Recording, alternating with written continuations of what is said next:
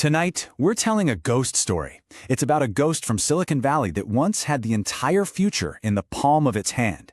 I mean, this was a company that had it all. Truly breathtaking design, ideas that felt like they were from the next century, and billions of dollars in the bank. Their name?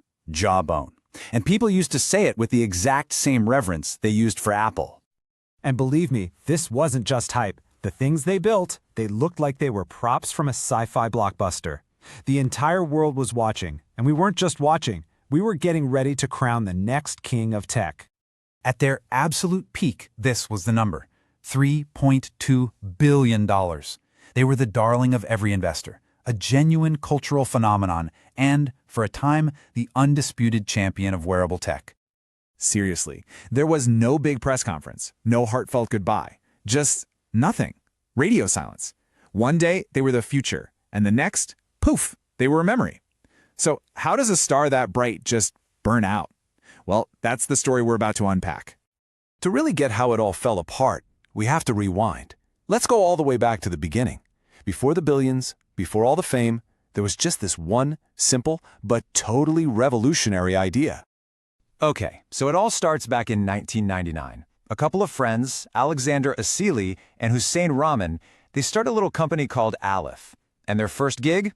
Pretty intense. They were building military-grade headsets for the US military. But then, around the mid-2000s, they make a huge pivot. They rebrand to a name you'll recognize, Jawbone, and they turn their eyes to you and me, the consumer market. And that's when everything started to change. And their mission? It was so simple, but man, was it profound. They wanted to make technology feel less like some clunky tool we have to use, and more like a natural extension of our own bodies. A totally seamless link between human and machine. It was a vision that was about to launch them into the stratosphere.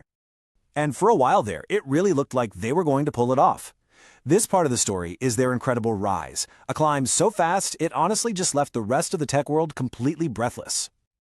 First, in 2006, came the Jawbone headset. It wasn't just some piece of tech, it was a fashion statement, an icon. Then, 5 years later in 2011, they drop an absolute bombshell, the Jawbone UP. A fitness band so sleek, so futuristic, it tracked your life years before anyone was even whispering about an Apple Watch. People weren't just buying a product, you see. They were buying a little piece of the future. And where the hype goes, the money follows. Investors threw nearly $600 million at them. The belief in this company was absolute.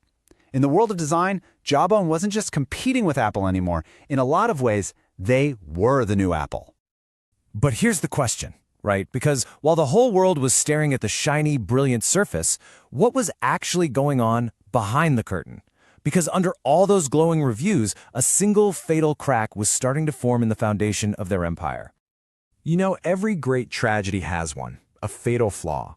And for Jawbone, it wasn't a lack of vision. It wasn't a shortage of genius. No, it was something much, much more basic. It got a name, the Jawbone UP problem. And it was a killer. The bands were gorgeous, absolutely stunning, but they'd just break. They promised you this whole world of personal data, but it wouldn't sync. See, in their obsession with making a perfect-looking object, they completely forgot to make a product that actually worked. And this, right here, tells the whole story.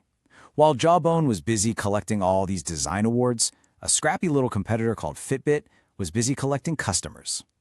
Fitbit's gadgets, not nearly as pretty, but they were tough, and they just worked. Every single time.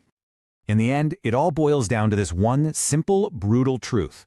You can have the most beautiful, innovative idea in the history of the world, but in the cutthroat world of business, execution always wins. And that was a lesson Jawbone was about to learn in the worst way possible. The end didn't come with a bang. It wasn't some huge explosion. It came as a whisper. This is the story of how a $3 billion giant just faded away and became a ghost in the Silicon Valley machine. Look at how fast it all unraveled. 2015 was the real beginning of the end. First, Fitbit goes public, a huge success. And then, Apple finally enters the game with the Apple Watch. Jawbone was completely trapped. By 2016, they were desperately trying to pivot, to find a new path, but it was just too little, too late. A year later, in 2017, the lights went out for good. And inside the company, it was total chaos. They were pivoting constantly, which just confused everyone and burned through cash.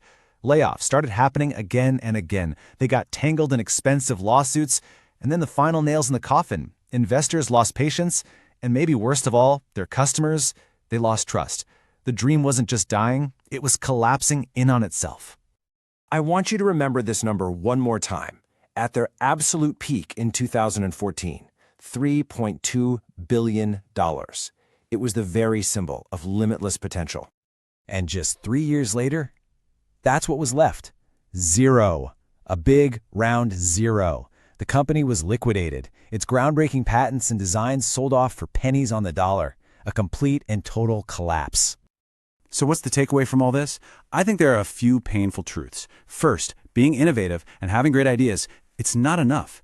Second, chasing beauty at the expense of usability is a death sentence. And maybe the biggest one, they had the design of Apple for sure, but they didn't have Apple's discipline, that ruthless, relentless obsession with making things that are not just beautiful, but are also nearly unbreakable.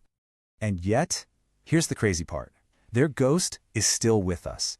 Their fingerprints are everywhere. When you look at the sleek, minimalist design of an Apple Watch or an Aura Ring or any modern wearable, you are looking at Jawbone's DNA. They may have lost the company, but you could argue they won the design war. Their vision of what a wearable should look like became the industry standard. And that right there is the strange, haunting legacy of Jawbone, a company that literally disappeared, but somehow never really left. It's a cautionary tale, for sure, but it's also a testament to the sheer power of a beautiful idea. Because as it turns out, even ghosts can leave a legacy.